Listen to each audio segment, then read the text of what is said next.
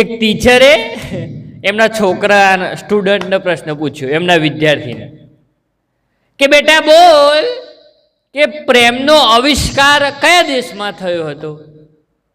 એટલે છોકરું કે બેન, પ્રેમનો આવિષ્કાર ચાઇનામાં થયો હતો. કે બેન કે મારો દિયોર ચાઇનામાં ચોથી લાવ્યો? છોકરું કે હા બેન, પ્રેમનો આવિષ્કાર ચાઇનામાં થયો હતો. કે બેન કે ચાઇનામાં કઈ રીતે થયો બકા? કોણ તાર પપ્પા કરવા ગયા ચાઇનામાં? પેલો છોકરો કે ના ના બેન, પ્રેમના બધા ગુણો છે ને એ કે ચાઇના જેવા છે. ના કોઈ ગેરંટી, ના કોઈ વોરંટી, ચલે તો ચાંદ તક, ના ચલે તો 7 તક. કે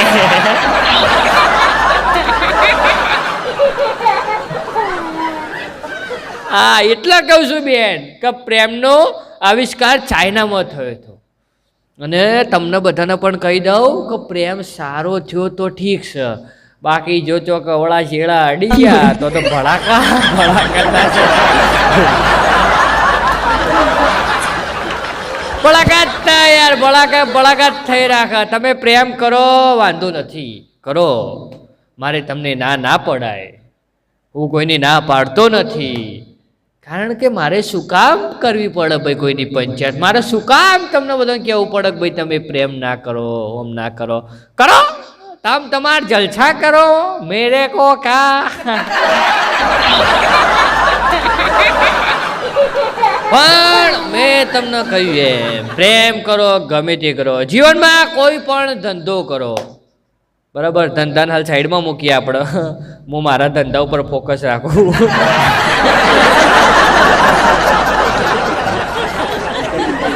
મને એક દિવસ મારા સાહેબે પૂછ્યું હતું, હા, મન કે બબલું તે જીવનમાં કદી કોઈ કે નેક કામ કર્યું છે? મેં કીધું સાહેબ પહેલાં તો વિચાર્યું, કીધું આપણે કોઈ કર્યું છે એવું? વિચારવું પડે યાર, પછી કહેવાય. તે મેં વિચાર્યું, મેં કીધું સાહેબ હો મેં કર્યું છે નેક કામ. કેમ? સાહેબ કે શું નેક કામ કર્યું વળી તે? મેં કીધું સાહેબ એક ઘરડા દાદો હતા, ઉંમરદાય દાદો હતા, બરાબર? એ ધીરે ધીરે લાકડીના ટેકે ઘરે જતા હતા.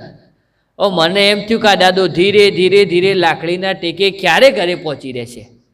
એટલે મેં એક કામ કર્યું, એમના પાછળ એક કૂતરું બેઠું હતું ને, એને ખેંચીને પથ્થરો માર્યો.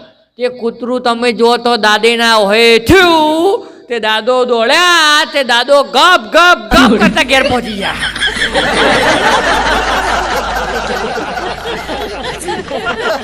આમ તો ધીરે જતા હતા. મને એમ થયું કે આ ડોહો ચારા ઘેર પોકશે, તો મેં કૂતરું વાહે કરી દીધું છે.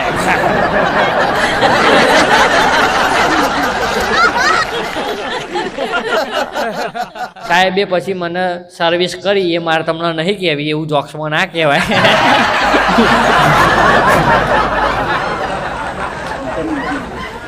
મેં એક પેલી વસ્તુ જોઈ હો, આપણે કોઈકને મેસેજ કર્યો કદાચ ગુડ મોર્નિંગ, તો આપણે ગુડ મોર્નિંગ આખું લખ્યું હોય પાછું ગુડ મોર્નિંગ એમ, પણ એમના રિપ્લાયમાં આવે GM શોર્ટમાં.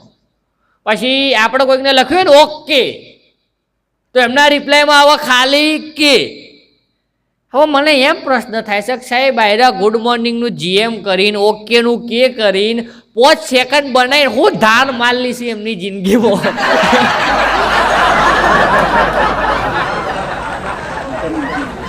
ખબર નહીં પડતી, 2-4 સેકન્ડ હરખી ના થાય, પણ હવે હશે એમના ભોગ, બીજું શું.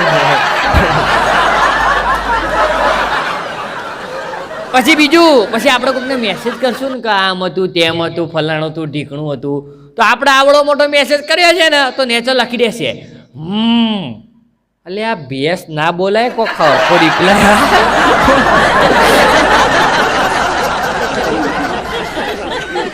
હું 12માં ભણતો હતો, એ વખત મારા સાહેબ એક દિવસ મારા ઉપર બગડ્યા.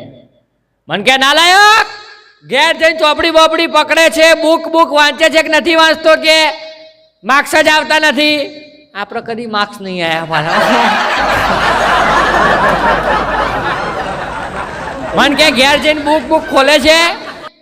મેં કીધું હા સાહેબ બુક તો ખોલું છું જઈને. તો કે કઈ બુક ખોલે છે કે તારા માર્ક્સ જ આવતા નથી કે વિષયમાં, કઈ બુક ખોલે છે તું? મેં કીધું સાહેબ ફેસબુક ખોલું છું, વિડીયો અપલોડ કરવો હોય તો.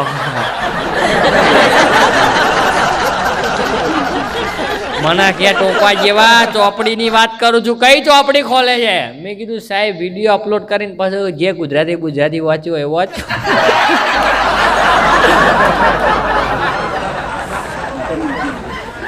એક છોકરો એની પ્રેમિકા હતી, એના શું કહેવાય પ્રપોઝ કરવા ગયો ને એટલે એની પ્રેમિકાને એને કીધું કે વાલી હું તને પ્રેમ કરું છું. એટલે વાલી કે હુર. પેલું કે વાલી હું તારા વગર જીવી નહીં શકું. એટલે પેલી કે હુર.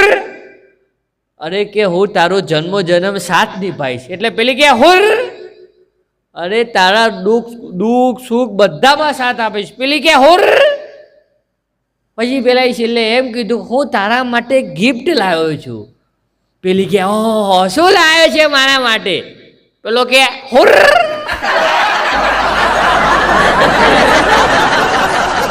આની કે મારી દીકરી હુર મંડી થી ગિફ્ટ નું નામ લીધું એટલે શું લાવ્યો છે? વાહ પ્રેમ વાહ.